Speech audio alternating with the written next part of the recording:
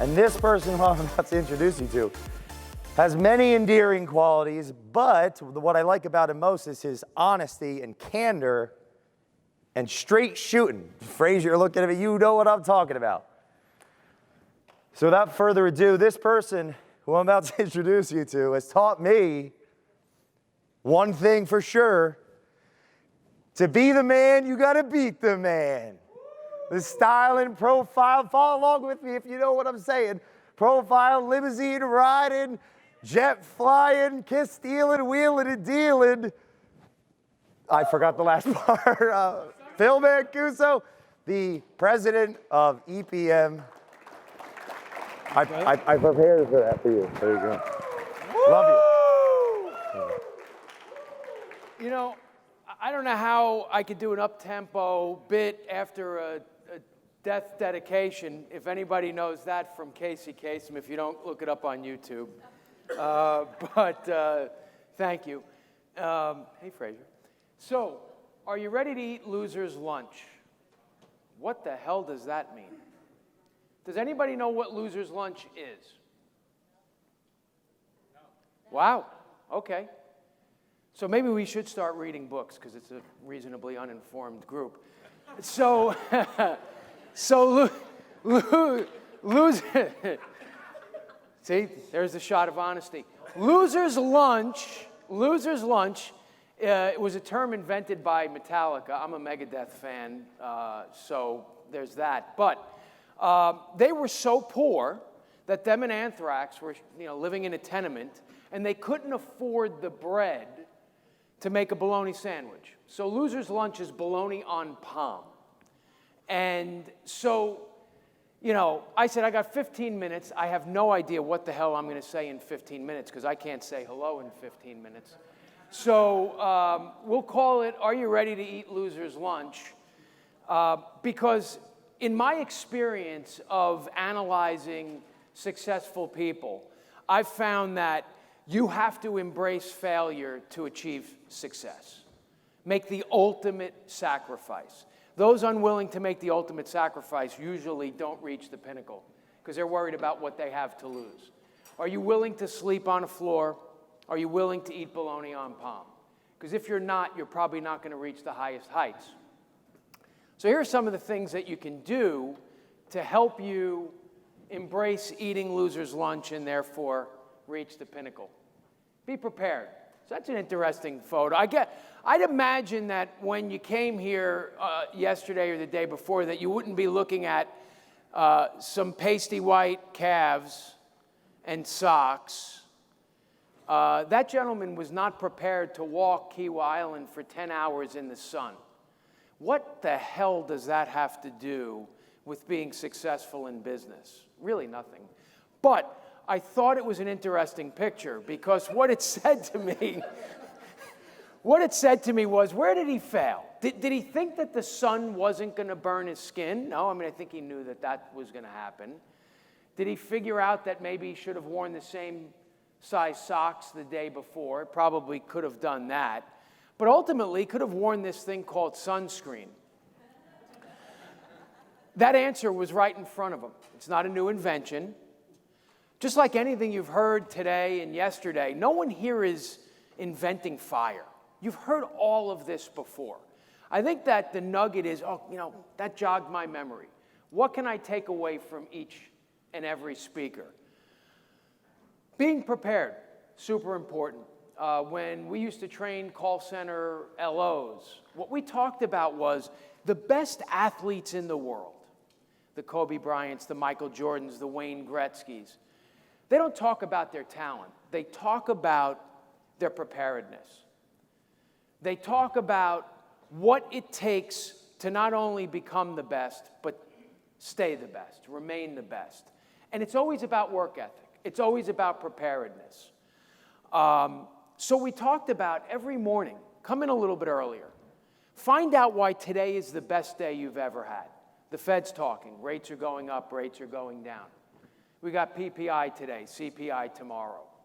When the phone would ring, and we were in a call center environment, we wouldn't answer the phone, how can I help you? It'd be, how are you today? Why did we ask that question? Because we knew what the answer most likely would be. Well, I'm fine. How are you? This is the best day I've ever had, and here's why. Everyone is calling to lock in their rate today because they know the Fed's making a decision this afternoon. I assume that that's why you're calling. Am I right? What's the person going to say? No? 9 out of 10 people are followers. Unless you have a leader on the call, they're going to agree with you, whether they do or not. And you're going to invoke some thought. So we said, yeah, that is why I'm calling. Great. How'd you hear about us? Now, we already know how they heard about us, but I wanted to hear it from them. Why? Because we also knew what the next question would be, and the question after that, and the question after that. You have 2 ears, 1 mouth. So I'm going to ask a lot of questions here over the next 13 and a half minutes. And I'm probably going to give few answers, because ultimately, I have no fucking idea how to make you successful. You do. You hold the key to that. I'm just hoping that between one of these pictures and something stupid that I'm going to say, that it might set something off in you. It might be an aha moment. And if you have that aha moment, my name's Phil Mancuso from EPM, and if you don't, my name's Tom Mancuso from Nexa.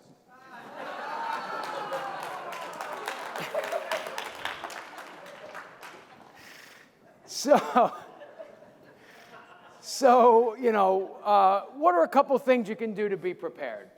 I think Barry hit on it. Learn the market. Find something you can riff off of. What's happening today? What's going on in the markets? What we would hope to do is to have that person on the other end of the line have an aha moment. Boy, no one's ever spoken to me that way. No one's ever asked me, why are you doing business with me? Embrace the conflict. Learn your competition, okay? When we would do business in a call center environment on bank rate, for example, we knew if we had the best rate that day or the 4th best rate. And we'd want to engage on that. Boy, I don't know, we had the 4th best rate. Why are you calling me? I already knew the answer. Because number 1 was baiting and switching, number 2 wasn't in their state, number 3, whatever. We knew the answer. But we wanted them to come to that conclusion, arrive at that conclusion. And we wanted to embrace the conflict. We'd figure out what the strengths and weaknesses are of our competition. Folks shy away from their competitors. We want to know it. That's the opportunity that we have to differentiate ourselves. Most great businesses are great at differentiating. So a huge part of that is trusting the process. There's a picture of my son hitting a home run, as winners do. And there he is, yeah. Which son? Tom or? No, that's Nick. There is a Tom Mancuso, not that Tom, but my younger son's name is Tom. But you got to trust the process. So I was a terrible baseball dad, as most are, right? You had a shitty game. What's going on? You stink. You take after your mother too much. All true, by the way. And one of the things I focused on early on is I never cared about the outcome. It's about the process. If you do the right thing, and we talk about at EPM doing the right thing always, but if you do the right thing, eventually good things will happen. I tell this anecdote. There was a loan officer that worked with us years and years ago, prior to EPM. Probably way too long ago. And we used to do home sits, and we had a very methodical process. You have all the information you need to make a sale as a loan officer, for example, right in the 1003. Does somebody make too much money for the house they live in? Not enough? Do they make $50,000 a year and drive a Lamborghini? Do they make $50 million a year and drive a Yugo? Are the directions make a left at the Rock, a right at the McDonald's, or does it go a quarter mile, half a mile, make a left? When we got to the house, we knew everything we needed to know. If the person thought a certain way, we were going to sell big picture. If the person thought the other way, we were going to sell the payment down to the penny, right? So we mapped out a process. And Mike, who went through every sales training known to humankind, came in and sold his first 10 sits. on cloud nine. It was unbelievable. Tears in our eyes, Cinderella's story. And all of a sudden, 2 weeks go by, can't make a sale. Why? Comes back beside himself. We sit down. Mike, walk me through the pitch.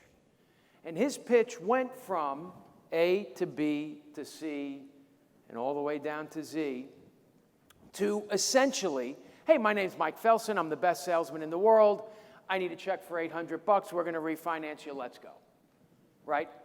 He no longer trusted the process. He no longer worked the process. You have to understand that not everyone you're doing business with knows what you know, for better or for worse. You have to engage each conversation as though it's the first, even though it might be your millionth. And you have to ask the questions that need to be asked to help lead that conversation. So what does this one say? Desire versus determination. Does anybody know who that is? No. That is Patrick Reed, Masters champion. Swell guy. The internet doesn't always love him. That might tell you a thing or two about the internet, because I could tell you EPM wouldn't sponsor him if he wasn't a solid dude. One of the other things that I've found is a quality that most successful people possess is that they understand the difference between desire and determination. If I stood on a street corner and asked every passerby if you wanted to be a millionaire, the only people who'd say no would be billionaires. Right? Who cares what you want? I don't. I'm pretty sure nobody else does. But what I do care about is, how are you going to get it? How determined are you to make that $1 million or that $1 billion if you're already a millionaire? Desire versus determination. Don't mistake the two. Because if the question was, and let's assume that your family is the most important thing in your life. If the question was, would you be willing to move to a deserted island by yourself for the next 15 years to make $1 million? The answer would probably be no. So do you have the determination to achieve your dreams? Are you willing to eat loser's lunch? Those are the questions you have to ask yourself. They're not for me to ask, nor are they for me to answer. Every question that you ask yourself, every decision that you make once you wake up in the morning is an A-B question. Blue pill, red pill. Right? How important is it for me to achieve my goal today? Is it all important? Is it none important? Would I rather go play golf? Yes or no?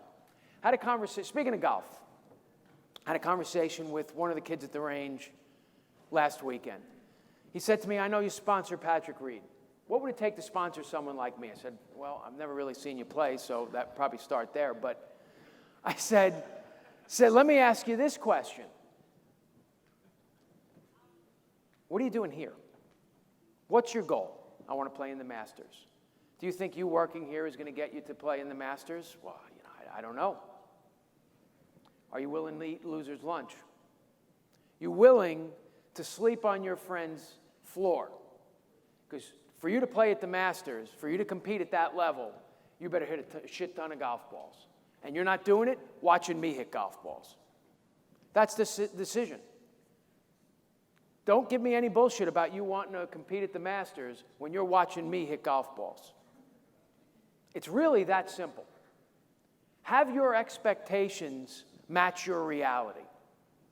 You've heard some folks talk about that. Set small goals. For me, it's beyond that. Set realistic goals. Ones that are congruent with your level of determination. There's no shame in not wanting to be a billionaire. There's tremendous shame in saying that you want to be a billionaire and act like a thousandaire. That's the problem.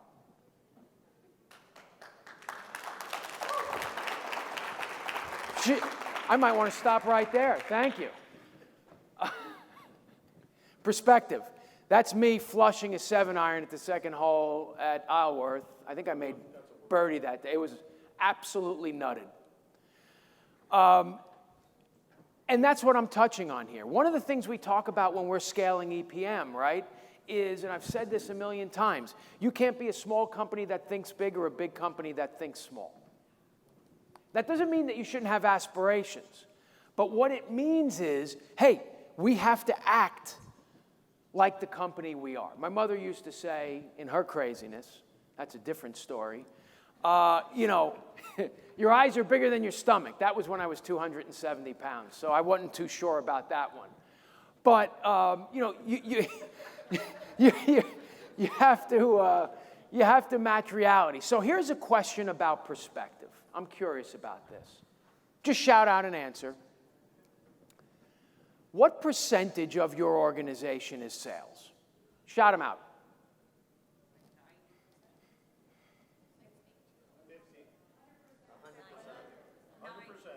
100%.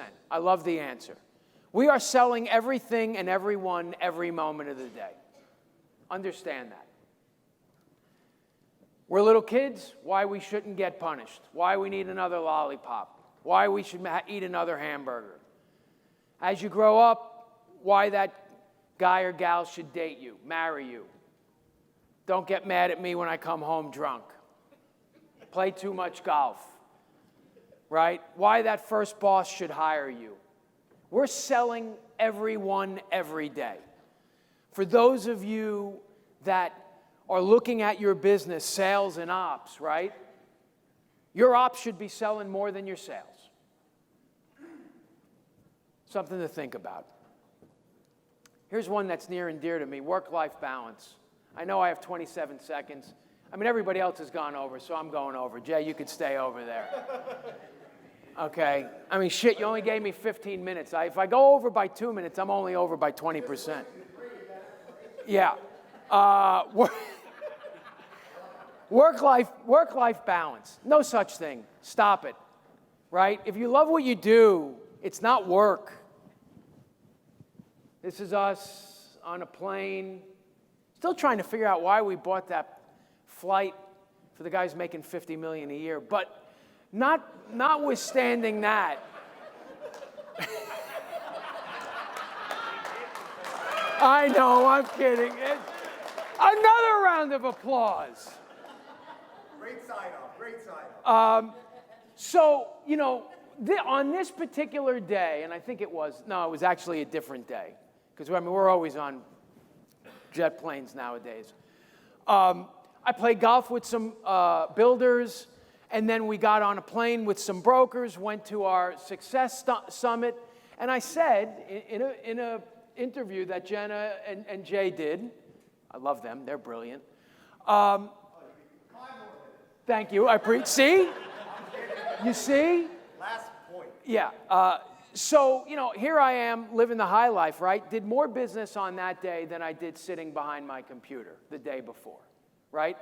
So the luckiest people in the world are the ones that find what they were meant for, what they love doing, right? There is no balance. Yeah, we want time away from the desk, from the computer, right? We want to be on some desert island with our family, hitting golf balls like Mark into the water. You know, but at the end of the day, when we A-B these decisions, right, it should never be an A-B between work and life. That's the nugget. Find what you do it as much as you possibly can, and kill it every time. Stay right there. I want to give you this honorary culture coin. Thank you. Is 2020 this like vision. An EFT or something? Is this Here, it's time to go. Let's no? go. Thank you so much. Give a round of applause for Phil.